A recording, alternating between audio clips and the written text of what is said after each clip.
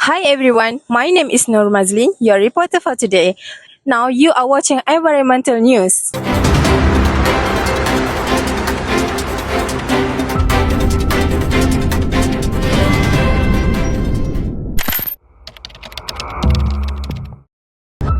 So, what is water contamination? Water contamination refers to the presence of physical, chemical, biological pollutants that degrade water quality and make it unsafe for ecosystem and human use.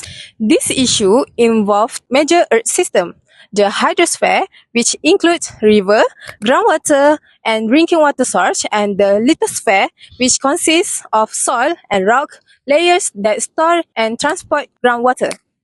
Why this issue is important? This issue is important because contaminated water directly affect human health, food security, and environmental sustainability. Many communities rely on groundwater for daily use. Contamination often goes unnoticed because it occurs underground. The main source of water contamination include domestic wastewater, agriculture activities, and industrial process. These pollutants can slowly travel through soil, pollutants before reaching groundwater and eventually entering up our tap. So, to understand how this happen, we now go to our field reporter for a close look at the cause and process involved. Thank you, Mazin. Hi, I'm Aini, environmental field reporter, now reporting from industrial area where groundwater pollution often begins. So factories is one of the major sources of groundwater pollution. So activities here may look normal, but beneath the surface, a serious environmental problem is developing. So factories release waste that contains heavy metals, chemicals, and toxic substance. If this waste is not treated properly, it can leak into the soil. So, agriculture activities nearby also contribute, especially through the use of fertilizers and pesticides. When it rains, polluted water flows into the ground. This process is called seepage. The pollutants move from the surface into the soil layers, which are part of the lithosphere. This is dangerous because the soil cannot stop all harmful substances. Rainwater carries this pollutant downward through the soil. This process is known as leaching. The contaminated water then reaches underground water storage called an aquifer. Once pollutants enter the aquifer, they can spread over a large and contaminate water used for waste and drinking. This groundwater is later pumped out and used for daily activities such as drinking, cooking, and bathing. So, pollution that starts at factories or farms can eventually reach our taps, especially our food chain at home. But what are the consequences? Let's hear from our environmental correspondent. Thank you, Aini. While water contamination often starts underground, its impact can be seen on both environmental and on human health. Firstly, contaminated groundwater has serious environmental consequences. When pollutants such as nutrient, heavy metal, or microorganisms seep from soil into groundwater, they can eventually flow into nearby river, wetland, and coastal area. This contamination can reduce water quality, increase turbidity, and disrupt aquatic ecosystem. For example, excess nutrient like nitrates may cause eutrophications, leading to excessive algae growth, which reduce oxygen level in water and threaten fish and aquatic organisms. We are now at nearby Pasar Malam area, where daily activity can contribute to water contamination. Wastewater from food stall, leftover oil, and food waste may enter nearby drain. During rainfall, these pollutants are transported through runoff into soil and water system. Over time, this polluted water can seep into groundwater, affecting water quality and increasing the risk of contamination if not properly managed. A local example can be seen during water supply disruption in area near Kuala Nerus, where infrastructure issue and environmental factor affected water quality. During this event, authorities had to provide alternative clean water supplies to prevent the public from using potentially contaminated sources. This highlights how vulnerable our water systems are and the importance of proper water management and monitoring. This environmental and health impact show that water contamination is not just an environmental issue, but also a public health concern.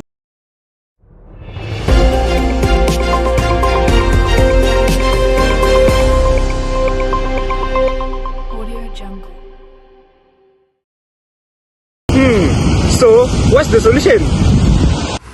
Prevention are the most effective method. These include reducing industrial waste discharge, proper disposal of household waste, and minimizing the use of harmful chemicals such as pesticide and detergent.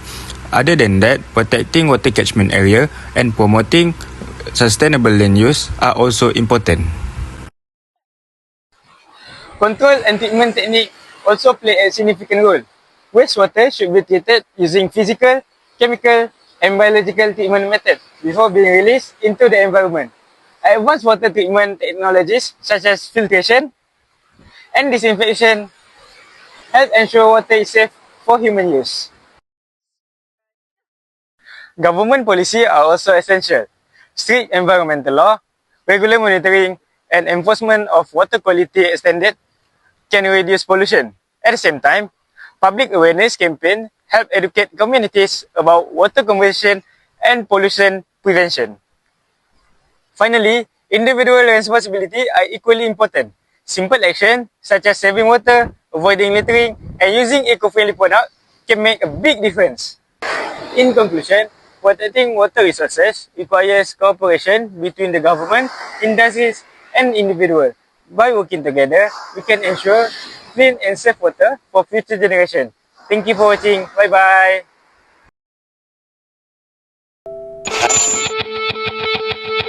From 1947 until 1952, the Hooker Chemical Company used the Love Canal section of Niagara Falls as a dumping site for toxic waste. President Carter declared a state of emergency today in the Love Canal area of New York's Niagara Falls, where toxic chemicals were discovered oozing from the ground. That discovery in a Niagara Falls neighborhood triggered an environmental battle that played out on national television and became one of the most iconic in U.S. history.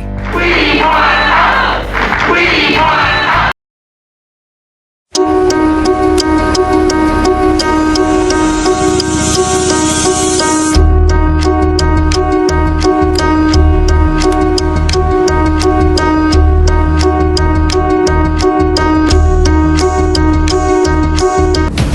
In 1890, William T. Love was struck with a brilliant idea.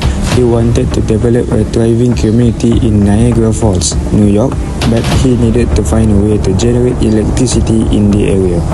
Because of the proximity to Niagara River, he formulated a plan. Build a canal that connected Lake Ontario with the Niagara River by digging around the falls. After a few attempts to make his vision a reality, Love eventually ran out of funds, and all that was left of his ambition was a 3,000 feet long, around 80 to 100 feet wide, and between 7 to 16 feet deep.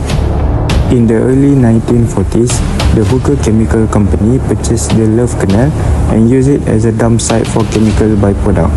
Hooker Chemical maintained several factories that dealt with perfume, dyes, and synthetic resins. Finally, after about 10 years, Hooker Chemical bumped between 21 to 22 tons of chemical waste. Around 200 types of known chemical were disposed of at the site. For example, linden, which in large of enough doses that can cause a damage to your nervous system. In 1953, the site was covered with soil and declared safe. It was then sold cheaply to local authorities. Soon after, home and a school were built directly on top of it. Families moved in, unaware of a danger hidden underground. At first, everything seemed normal. But in 1976, strange things began to happen. After heavy rainfall, chemical odors filled the air. Oily discolored liquid seeped out from the ground. Children developed skin rashes, breathing problems, and unexplained illnesses. Miscarriages increased, babies were born with birth defects, and cancer rates are increasing dramatically. The residents started asking one question: what is happening to our community? Among them was an ordinary housewife named Louise Gibbs. When her own child became ill, she began to investigate. What she discovered shocked everyone. Their neighborhood has been built on a toxic waste landfill. Louise Gibbs refused to stay silent. She organized the community, led protests, and demanded government action. In February 1979, the US government declared a public health emergency. The school was closed, families were evacuated, the neighborhood was abandoned. The Love Canal disaster changed history. It led to the creation of the Superfund Act, a law that requires polluters to take responsibility for cleaning up hazardous waste sites. Today, Love Canal stands as a powerful warning. It shows what can happen when toxic waste is hidden, safety is ignored, and communities are not informed. Love Canal is not just a place, it's a lesson the world can never forget.